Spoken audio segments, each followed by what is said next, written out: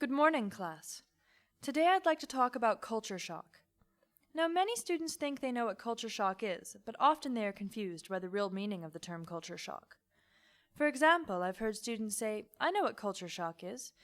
Culture shock is a type of surprise you get when you travel. You might be surprised by something such as cars with their lights on during the daytime. You might notice that Canadians take off their shoes in their houses, or that they usually eat sandwiches for lunch." Well, those aren't really examples of culture shock. They are what I like to call cross-cultural surprises.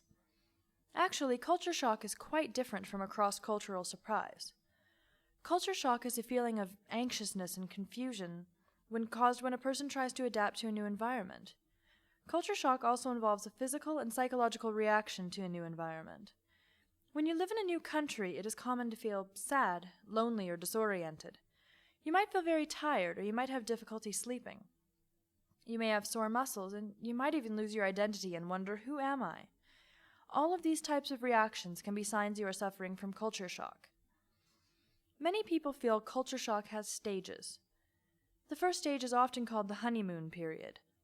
Just like the holiday newlyweds take after marriage, you might feel very happy and excited when you arrive in a new country. You look around and are amazed by all of the new things that you see.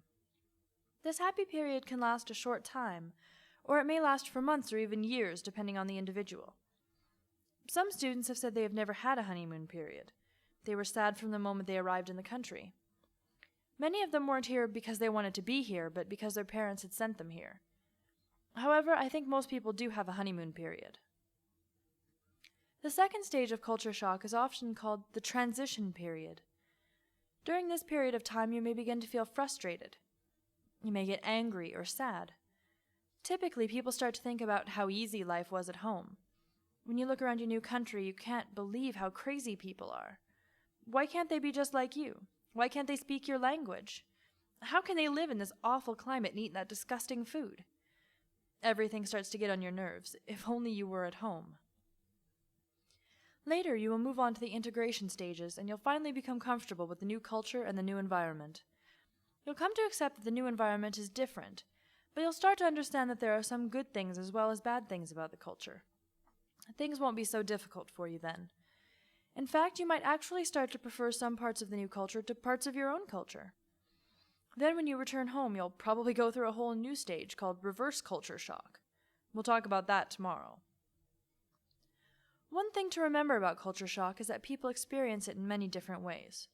Each person adapts to new environments differently, and each stage of culture shock can last for varying periods of time.